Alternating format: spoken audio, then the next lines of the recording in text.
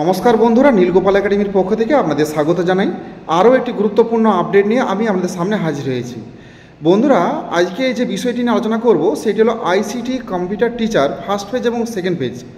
যখন কোম্পানি আন্ডারে ছিল তখন কোম্পানির তরফ থেকে একটা অনলাইন প্রেজেন্টের ব্যবস্থা চালু করেছিলেন। তো এই অনলাইন প্রসেসটি কেমন ছিল, কিভাবে ফার্স্ট পেজ এবং সেকেন্ড পেজের আইসিটি টিচারদের প্রেজেন্ট দিতে হতো স্কুলে গিয়ে, সেই প্রসেস আজকের ভিডিওতে আমি বিস্তারিত আলোচনা করব। বন্ধুরা, যদি বর্তমানে সমস্ত কম্পিউটার টিচাররা কোম্পানির আন্ডারে থাকতেন তাহলে কি সুবিধা এবং কি অসুবিধা হতো এই অনলাইন প্রেজেন্টের জন্য, সেই বিষয়টি নিয়েও আজকের ভিডিওতে আমি বিস্তারিত আলোচনা করব। সো বন্ধুরা, ভিডিওটি শুরু থেকে শেষ পর্যন্ত স্কিপ না করে অবশ্যই দেখবেন। আর ভিডিও শুরু করার আগে আপনাদের ছোট্ট একটি রিকোয়েস্ট, আপনি যদি আমার চ্যানেল নতুন এসে থাকেন তবে অবশ্যই চ্যানেল সাবস্ক্রাইব করুন ও পাশে দেওয়া বেল আইকনে ক্লিক করতে ভুলবেন না পরবর্তী নতুন ভিডিও নোটিফিকেশন পাওয়ার জন্য। চলুন বন্ধুরা, ভিডিওটি শুরু করা যাক। বন্ধুরা, 2013 সাল 14 সালে সেকেন্ড ফেজ জয়েন্ট হওয়ার পর 14 সালে পরবর্তী সময় কোম্পানির মনে হলো যে আইসি টিচাররা সঠিক সময় স্কুলে যাচ্ছেন না।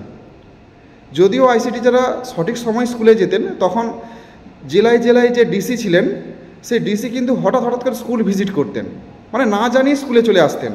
এসে যদি কিছু স্কুল হয়তো রুম অপরিষ্কার আছে বা রুমে কিছু সমস্যা আছে, এই জন্য কিন্তু আইসি টিচারদের যথেষ্ট পরিমাণে কথা শোনাতেন। তো যাই হোক, পরবর্তীকালে কোম্পানির মনে হলো যে অনলাইন প্রেজেন্ট ওনারা শুরু করবেন। তো এই জন্য যথারীতি একটা অ্যাপস তৈরি করা হলো এবং অনলাইন প্রেজেন্ট শুরু হলো। এবং অনলাইন প্রেজেন্টের নিয়ম হলো এটা যে 11টা বেজে গেলে, 11টা পেরিয়ে গেলে আর প্রেজেন্ট দেওয়া যাবে না। যদি সেই দিন প্রেজেন্ট দিতে না পারে আইসি টিচাররা, তাহলে কিন্তু সেই দিনের বেতন কোনোভাবে আইসি টিচার পাবেন না। তো এই জন্য একটা মোবাইল নাম্বার প্রত্যেক আইসি টিচারকে প্রোভাইড করা হয়েছিল কোম্পানির তরফ থেকে।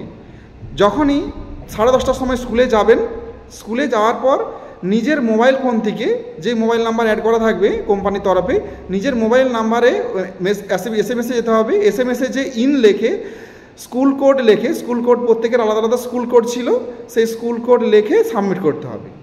সাবমিট করার সাথে সাথেই একটা 4 সংখ্যার একটা ওটিপি নাম্বার আসবে এবং সেই ওটিপি নাম্বারটি কম্পিউটার ইনপুট করতে হবে। তো কিভাবে কম্পিউটার ইনপুট করতে হবে সেই প্রসেসই আমি আপনাদের দেখাচ্ছি। দেখুন, যখনই ফোনে ওটিপি আসবে, ওটিপি আসার সাথে সাথে এই যে দেখুন কম্পিউটার ওপেন করে এই যে দেখুন OAKV.desktop এই অ্যাপসটির ওপরে ডবল ক্লিক করতে হবে। ডবল ক্লিক করার সাথে সাথেই এইরকমভাবে টার্মিনাল ওপেন হয়ে যাবে।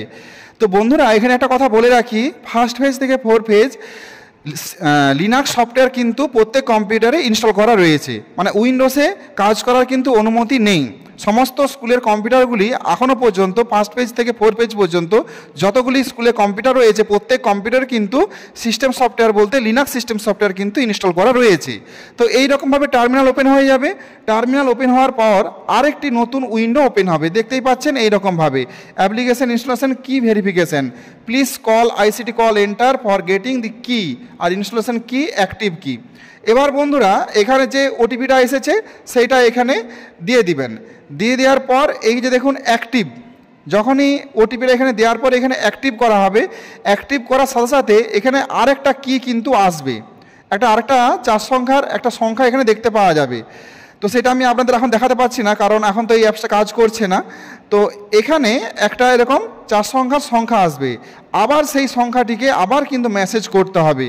মেসেজ করলে সাকসেসফুলি মেসেজ কিন্তু দেখাবে। যখন আপনার ফোনে সাকসেসফুলি মেসেজ দেখাবে তখনই কিন্তু প্রেজেন্ট সাকসেসফুলি হবে।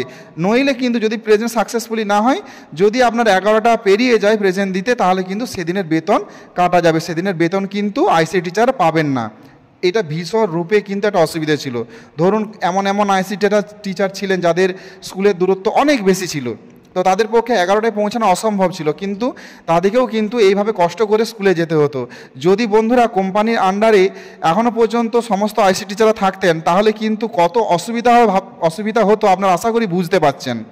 সো বন্ধুরা, আজ এই পর্যন্তই। দেখা হয় পরবর্তী নতুন কোনো ভিডিওতে নতুন কোনো টপিক নিয়ে। ততক্ষণ আমরা প্রত্যেকে ভালো থাকুন, সুস্থ থাকুন। Best of luck.